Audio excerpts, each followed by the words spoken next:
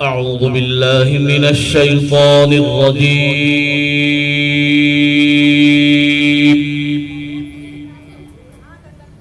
بسم الله الرحمن الرحيم.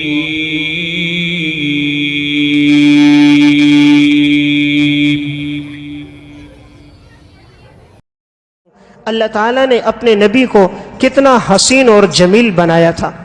دنیا میں کسی انسان سے محبت ہوتی ہے، محبت کے تین اسباب ہوتے ہیں۔ یا انسان محبت کرتا ہے کمالات کی وجہ سے، یا محبت کرتا ہے احسانات کی وجہ سے، یا محبت کرتا ہے جمال کی وجہ سے۔ اگر کوئی محبت کرے کمال کی وجہ سے تو اللہ تعالیٰ نے اپنے نبی کو سب سے زیادہ کمالات عطا فرمائے تھے۔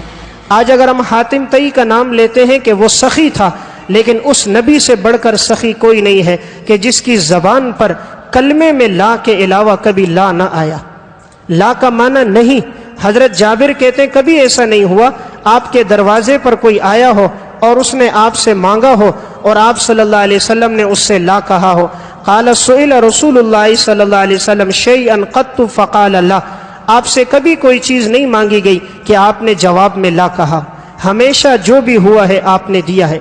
آج لوگ صحبان والوائل کا نام لیتے ہیں کہ وہ بڑا فصیح اور بلیغ تھا۔ حضور سے بڑھ کر فصیح اور بلیغ کون ہوگا کہ آپ کے ایک ایک جملے سے محدثین نے سینکڑوں مسائل کا استنباط کیا۔ یا ابا عمیر ما فعل النغیر، 68 مسائل کا استنباط ہوا ہے۔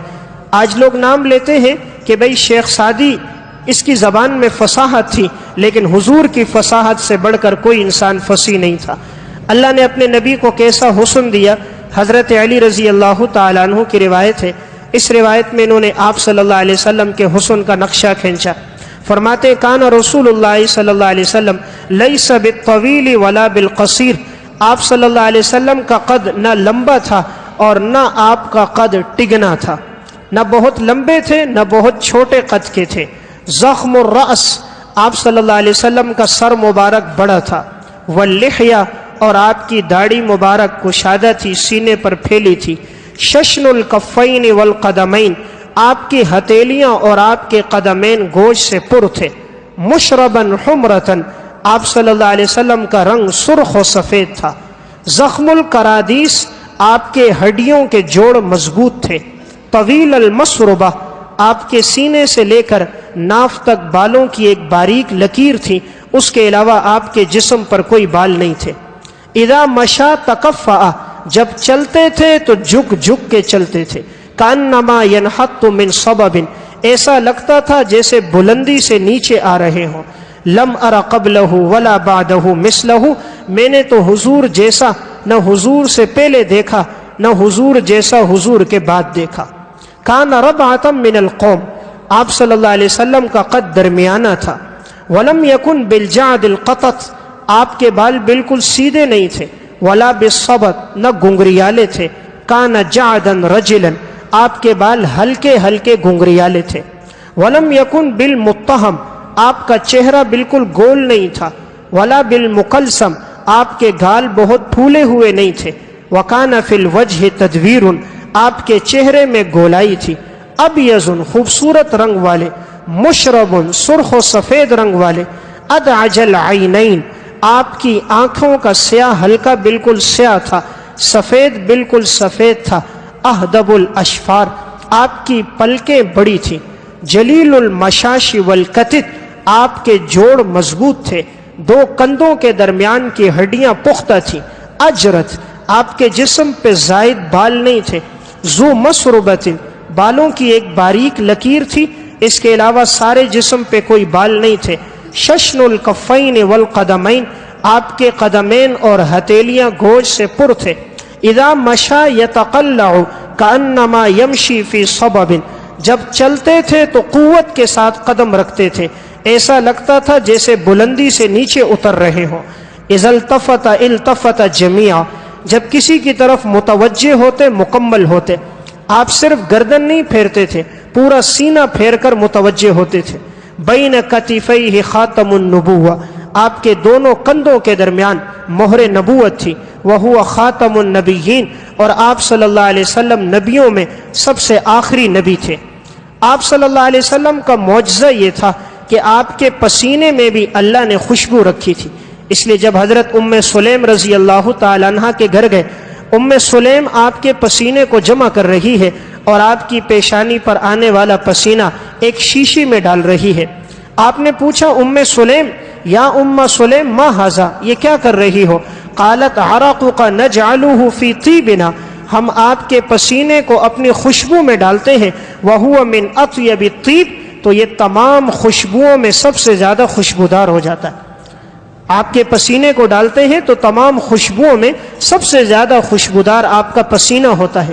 حضرت انس بن مالک جنہوں نے حضور کے ساتھ 10 سال گزارے، آپ صلی اللہ علیہ وسلم کا حسن بیان کرتے ہیں. کانا رسول اللہ صلی اللہ علیہ وسلم ازہر اللون، آپ صلی اللہ علیہ وسلم کا رنگ سب سے زیادہ خوبصورت. کأن عرقہ اللؤلؤ، آپ کے پیشانی پہ پسینہ ایسا لگتا تھا جیسے موتی چمک رہے ہوں. وما مسست دیباجۃ ولا حریرا، کہتے میں نے باریک ریشم کو بھی چھوا، موٹے ریشم کو بھی چھوا، لیکن الین من کف رسول اللہ صلی اللہ علیہ وسلم، آپ کی ہتھیلی سے زیادہ نرم میں نے کسی ریشم کو نہ پایا.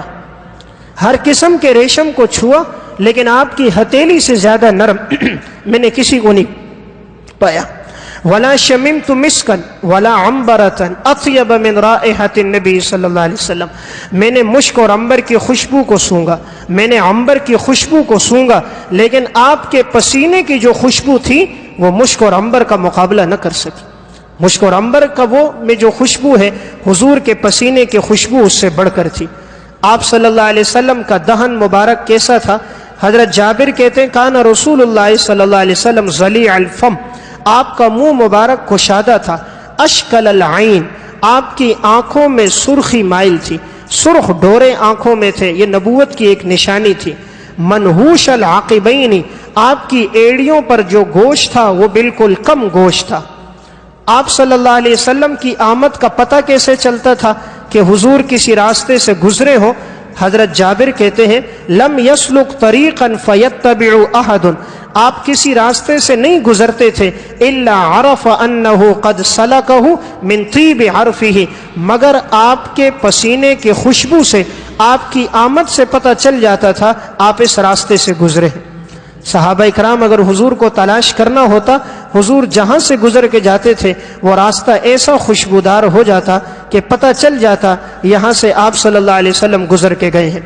حضرت جابر بن سمرہ فرماتے ہیں 14ویں رات کا چاند تھا اور وہ میرے سامنے تھا. آپ صلی اللہ علیہ وسلم مسجد نبوی میں نماز پڑھا کے باہر نکلے. آپ نے دھاری دار سرخ جوڑا پہنا ہوا تھا. نماز پڑھ کے نکلے تو آپ نے اپنا سر مبارک میری گود میں رکھا.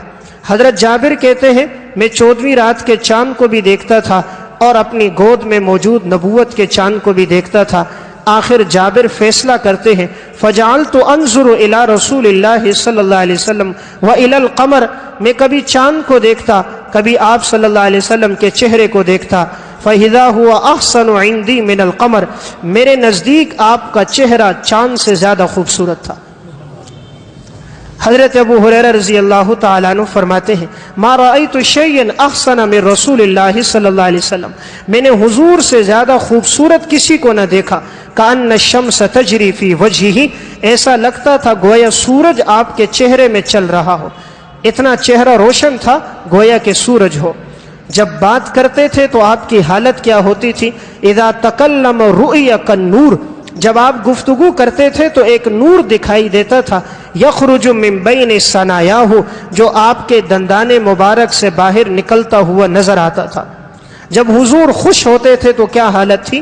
کان رسول اللہ صلی اللہ علیہ وسلم اذا سر استنار وجہہ، جب خوش ہوتے تھے تو آپ کا چہرہ چمکتا تھا. حتی کأن وجہہ قطعۃ قمر، ایسا چمکتا تھا جیسے کہ چاند کا ٹکڑا ہو. وَكُنَّا نَعْرِفُ ذَلِكَ، اور ہم آپ کو پہچان لیتے تھے. آپ صلی اللہ علیہ وسلم کی سخاوت کتنی تھی؟ حضرت ابو ہریرہ فرماتے ہیں کان رسول اللہ صلی اللہ علیہ وسلم اجود الناس، لوگوں میں سب سے زیادہ سخی. اشجع الناس، لوگوں میں سب سے زیادہ بہادر. احسن الناس، لوگوں میں سب سے زیادہ خوبصورت. تو اللہ نے سب سے زیادہ حسین اگر کسی کو بنایا ہے، آپ صلی اللہ علیہ وسلم کو حسین بنایا کہ حضور کے چہرے کو دیکھ کر لوگ ایمان لے آئے. عبداللہ بن سلام رضی اللہ تعالیٰ عنہ یہود کے بہت بڑے عالم ہیں، کہتے میں مسجد نبوی میں گیا، آپ صلی اللہ علیہ وسلم صحابہ کے ساتھ بیٹھے ہیں، صرف حضور کے چہرے کو دیکھا، کوئی سوال ابھی نہیں کیا، چہرے نبوت پر نگاہ پڑی تو کہتے ہیں عرفت ان وجہہ لیس بوجہ کذاب، اتنا خوبصورت چہرہ، ایسا چمکتا چہرہ جھوٹوں کا نہیں ہو سکتا، اتنا خوبصورت چہرہ جھوٹے آدمی کا نہیں ہو سکتا، کوئی سوال نہیں کیا، چہرے نبوت پہ نگاہ پڑی ہے، عبداللہ بن سلام مسلمان ہو گئے۔ ابو رافع یہود کی طرف سے نمائندہ بن کر آئے، مشرکین مکہ نے بھیجا کہ جا کر اس نبی سے بات کرو کہ وہ سچے نبی ہیں یا نہیں۔ ابو رافع کہتے ہیں کہ میں آیا، آپ صلی اللہ علیہ وسلم کے پاس جیسے آیا، رأیت وجہ رسول اللہ صلی اللہ علیہ وسلم القی فی قلبی الاسلام، میں نے حضور کا چہرہ دیکھا، اللہ نے میرے دل میں اسلام کی محبت ڈال دی، بس چہرہ دیکھا ہے اور یہ مسلمان ہو گئے۔ تو اللہ نے حضور کو بڑا حسین بنایا۔ حضرت حسان بن ثابت سے کسی نے پوچھا آپ صلی اللہ علیہ وسلم کا حسن کیسا ہے؟ حضرت حسان فرمانے لگے وَأَحْسَنُ مِنْكَ لَمْ تَرَ قَطُّ عَيْنِي، میری آنکھوں نے آپ سے زیادہ خوبصورت کسی کو نہ دیکھا۔